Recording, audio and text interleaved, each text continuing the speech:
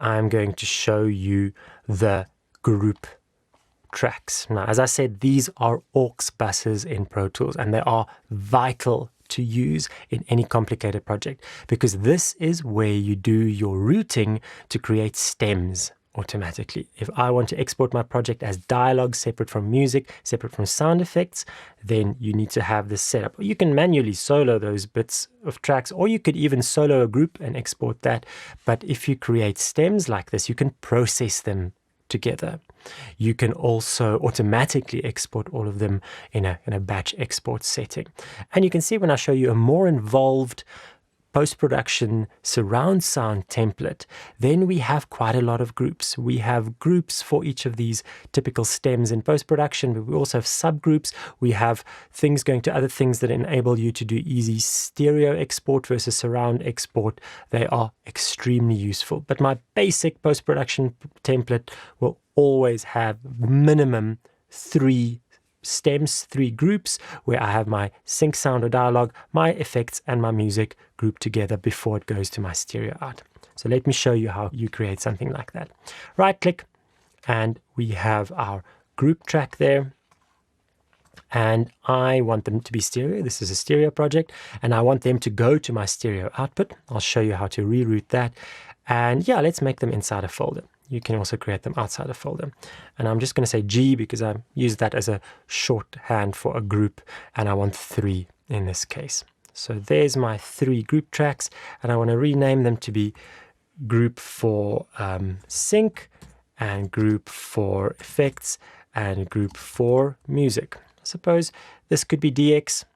Let's do that for now, but I very often use the more generic.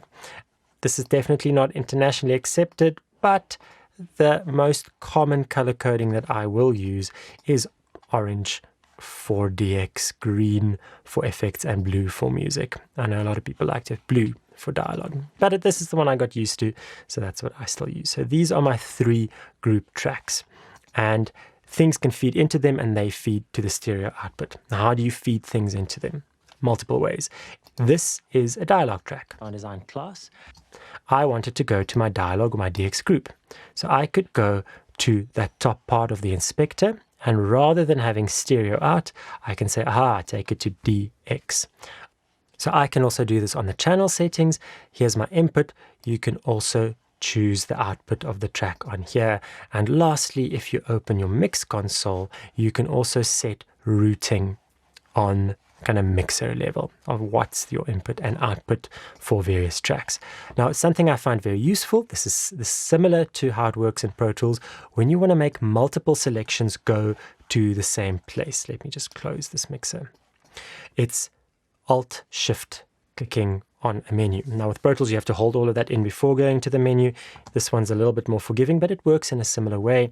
You can see this dialogue already goes to my group of dialogue here, but you'll see these 2 tracks I created, they both still go to stereo out. So I'm selecting both, Shift Select, and if I click on this menu and hold in Shift and Alt, and I click on DX, it will make them all go to that same output. And this is useful if you've got 20 tracks that you want to route at the same time. By the way, bulk routing like this, if you just hold in, I've got my 2 tracks selected, and if you just hold in Shift when you click, then it cascades. So this one goes to DX, this one goes to the next track. Useful if you've got 8 inputs, you've created 8 tracks, you didn't route them, select them all, click on the first one, hold in Shift, route it, it will cascade like the metric halo does to all the next adjacent channels or tracks or groups. So this is something that you have to set up quite carefully, because you can still get sound when you've got things going directly to stereo out, but you set that up carefully in your template to have everything route together to these group tracks. And when we get to our export part, our mixdown, as Cubase and likes to call it, then we export these ones separately automatically. And it's quite a fast process to be able to have your final mixdown plus your separate stems that you need to deliver quite often.